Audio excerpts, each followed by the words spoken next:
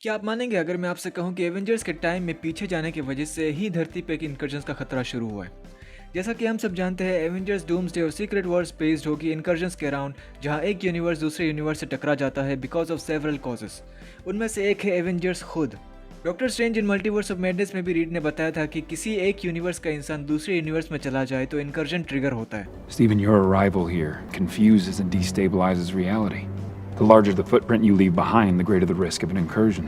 और ऐसे कई ट्रिगर पॉइंट्स हो चुके हैं अब तक। उनमें से एक है captain America. Present captain America past में जाके पेगी के साथ रहता है, जिससे एक ही टाइम एंड स्पेस में दो कैप्टन अमेरिका रहते हैं। उनमें से एक के साथ वही हो रहा होता है जैसा होना चाहिए था, लाइक वो बर्फ में 70 साल दबे रहना एंड ऑल। और दूसरा है वो जो इन सब से होकर गुजर चुका है। और मुझे लगता है कि वो भले ही छुप कर रहे और इंटरफेयर न करे किसी भी इंसिडेंट में, फिर भी एक नया टाइमलाइन जरूर बनेगा। भले ही लोकी सीजन 1 में टीवीए ने कहा था कि एवेंजर्स का टाइम ट्रैवल करके पीछे जाना ये सब सीक्रेट टाइमलाइन में लिखा हुआ था, पर उन्होंने कैप्टन अमेरिका के पास्ट में जाके रहने की बात नहीं करी थी। ऊपर से वो ही हु रिमेन्स का बनाया हुआ टाइमलाइन था। अब वो मर चुका है और जितने भी टाइमलाइंस बन रहे हैं वो लोकी को संभालने पड़ रहे हैं। भले ही एंड गेम में ऐसा दिखाया गया है कि कैप्टन अमेरिका ने जिन चीजों को जहां से उठाया गया था, like the infinity stones and Mjolnir, उनको वही रख देता है उसी मोमेंट में, ताकि ब्रांच टाइमलाइंस न बने। पर उन पिम पार्टिकल्स का क्या, जिनको स्टीव और टोनी ने दोबारा टाइम में पीछे जाके चुराया था?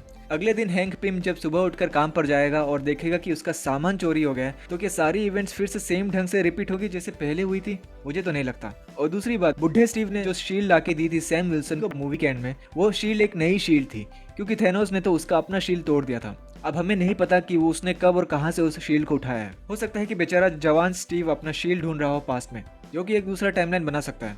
अब वो बुढ़ा स्टीव मर गया है या जिंदा है या कहाँ, ये भी नहीं पता हमें। दूसरा ट्रिगर पॉइंट बन रहा है मोनिका रेम्ब्यू के वजह से, जो दूसरे यूनिवर्स में फंस जाती है द मार्वल्स के एंड में।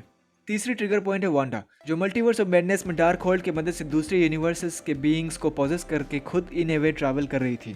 चौथा तो डॉक्टर स्ट्रेंज खुद है, जो कि हमें बताया भी जाता है मल्टीवर्स ऑफ मैडनेस के एंड में, जब क्लिया आती है और उससे कहती है You caused an incursion, and we're gonna fix it. पांचवा है स्पाइडरमैन।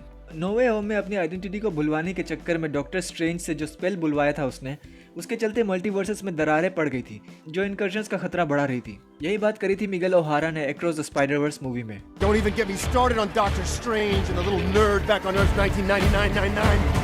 उस गड़बड़ी के चक्कर में दूसरे स्पाइडीज और उनके विलेंस आए और चले गए। वेनम भी आके अपना सिम्बियोट का एक टुकड़ा छोड़ के चला गया, पर ये तो अपने दुनिया में वापस चले गए थे। पर एक इंसान अब भी दूसरे यूनिवर्स में फंसा है, जो हमारा छठा ट्रिगर पॉइंट है, और वो है वल्चर।